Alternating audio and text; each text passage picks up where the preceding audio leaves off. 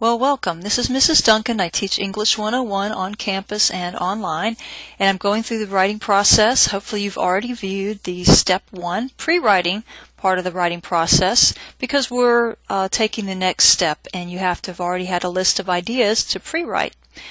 So you'll need to check that.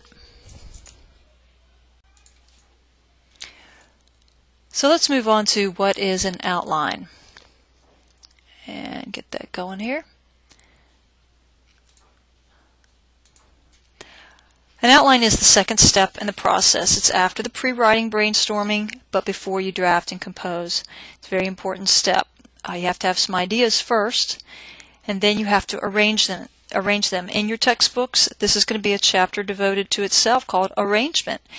An outline, by definition, is an organized arrangement of selected ideas. There are going to be some of the ideas on your pre-writing list you are not going to choose. You're going to select the ones you're going to choose and then arrange them in an outline. How do you do that? Now we'll have some examples, so just stick with me for a second. Alright, like I said, you start with a list of ideas. For a 5-paragraph essay, which is mostly what we write in 101, you usually have kind of one overall or main idea, and that's going to be expressed in a thesis statement. There's a separate video on that. And you're going to have 3 supporting ideas, 3 sub-points. Okay, so you want to select those from your pre-writing list. Select the 3 ideas or points that you're going to write about for your essay. That's going to be your 3 body paragraphs. Then you have to decide what order those ideas should go in. Let me back up. Now you might like to have written about 4 or 5 things, but for the sake of a 5-paragraph essay, you're either going to have to group some of them together into one, a category. You're going to have 3 points. So that's going to be our focus for especially these beginning essays. Okay, just be selective. Then you decide the order, and it needs to make sense. It can't be random. The pre-writing can be random, but not your outline. This is where your mind goes to, selection and arrangement. Maybe it makes sense to put them in chronological order. Chronos means time. What happens first? What happens second? What happens third? Maybe that's the logical order for your selected ideas. Maybe that doesn't fit at all, and so you have to pick maybe your most important idea and your least, or maybe if it's your most, what are your favorite? Well, what is the most favorite or the least favorite? And put it in order from least to most. You want your strongest point to be the last one. If you have no other, logical arrangement. There are others you'll see them in your book. I think they talk about order of complexity in your exemplification essay chapter. Later when we do like comparison contrast, there's a special structure for that, and we'll talk about that in that chapter where you focus on points of similarity or points of difference. Sometimes there's a problem solution structure, okay, that can be informative or persuasive depending on your thesis, but it has to be in a logical order, and that's really important. And this is when you decide, not as you are drafting, because it'll be rambly and it won't make really good sense. When you're actually creating the outline itself, once you've decided on the ideas and the order, how you frame this up, you're going to use Roman numerals. Okay, they look like letter I, and letter V. Hopefully you've seen those before. And you have got 5 of them. So there's your list, the 1, 2, 3, 4, and 5, one for each of the 5 paragraphs.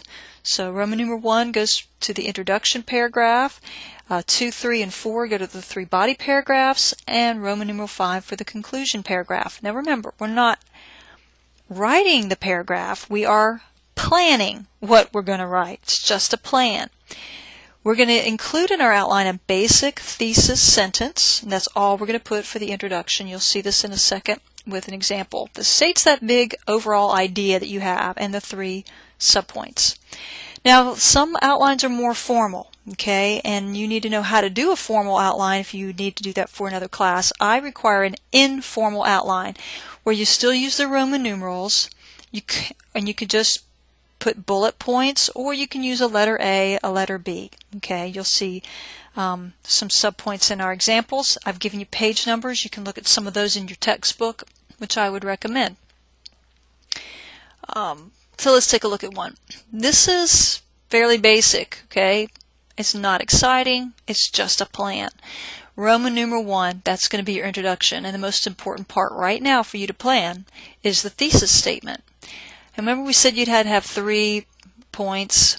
Well, topically, this is just generic. In order to blank, maybe in order to achieve success, maybe in order to give good customer service, maybe it's in order to, achieve your goals, whatever. Whatever the main topic was, you're answering it with this way. In order to, a person has to blank, blank, and blank. There's your 3 subpoints. Those 3 subpoints correspond to these 3 body paragraphs. You see that? So point number 1 gets addressed in body paragraph 1. In order to, whatever it is, achieve success or finish school or to whatever, a person has to, and you fill in the blank. Now the subpoints, you're basically, and you'll see this when you look at the videos that talk more about paragraph development, the plan for every paragraph, besides stating your point, is to explain it and support it with specific examples. So that's going to be that. When you do an outline, you fill in what is your explanation, what specific example are you going to use. You have to make it, to your paper, what your paper is going to do. But this is just a model. Body paragraph 3 or 2 is Roman numeral 3. That's a little confusing, isn't it? But you've got your 5 paragraphs, and these are body paragraphs. This corresponds, point number 2, to the second point up here in your thesis. See how easy it is to write a thesis if you can get your list. And body paragraph 3 corresponds with point number 3. But in every case, you're going to need to explain why you think that or some background to it and give some supporting specific examples. In the conclusion, we know that we're going to be restating that. There's lots of ways to say this and say it in a different way. There's plenty of examples of this in your book. Why bother outlining? Why don't we just write? Well, this is when you create an organized structural arrangement. Okay, to draft, to compose, to write without an outline. It's kind of like building a house without blueprints. You would never hire a contractor and someone to build something who didn't have a plan. Even if they'd done it before, you would want to see the blueprints, you would want to see the plans, you would want to discuss them and make sure you want them to do what you had in mind. They're doing the actual work, but you want to know what the plan is. You wouldn't want someone to work on your car who didn't have a plan, an idea for what steps they were going to take. If they did, the result would be disastrous. The outline points, too, are the bones of the essay. It's like the framework or the beams that hold that essay together and help it to make sense. Some people can think that up in their mind. Most of us cannot. We're limited, and we need to go ahead and, since we're focusing on these skills, write it out. Take the time. You're given the time in this class, and you're given a grade for it. So plan it out. They're like blueprints. Here's just an illustration. The plan ahead for this structure is that there's going to be 3 bedrooms, that there's going to be stairs in a certain place, there's going to be a bathroom with this kind of layout, there's going to be a closet that's this size. Those things are going to be planned out. Now, how it looks and how it's decorated and the actual materials, that's going to come in the construction. And creating an outline is this aspect. Yeah, it's pretty dry, it's pretty basic, it's not colorful, it's not fleshed out, it's not decorated, but it's the plan. And everybody knows what's going to take place. And that's what you do when you create an outline. It's also faster and more efficient when it comes to the drafting. It means you're probably going to have fewer revisions than if you just hit a topic cold and just try to write and you haven't planned it. Students who try to draft without outlines run out of words very, very fast and run out of ideas. And then they have all kinds of corrections they have to make and revisions. We have to go back. And if they don't do that, it's usually incoherent, which means it doesn't make a whole lot of sense by itself. It rambles. It's underdeveloped because it's not long enough. And it doesn't meet the expectations for a formal college essay. It requires more work to try to draft without an outline and get less of an achieved product.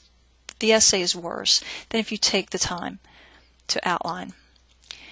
Now, what an outline is not. Last couple things here. What I don't want. Yes, it uses sentences or even phrases, but it does not use paragraphs. Again, it's just the plan. It's not the decoration, to use our blueprint analogy. And yet it's more than just a word. It's not just one little word. It's got to have an idea. An idea needs several words, but we don't want the whole paragraph yet. It's a plan. You do it ahead of drafting, not afterward. And it's intentional. It's not the pre-writing random list of ideas and topics. It's something you've thought through. All right, so you've got an outline. Now you're okay to draft.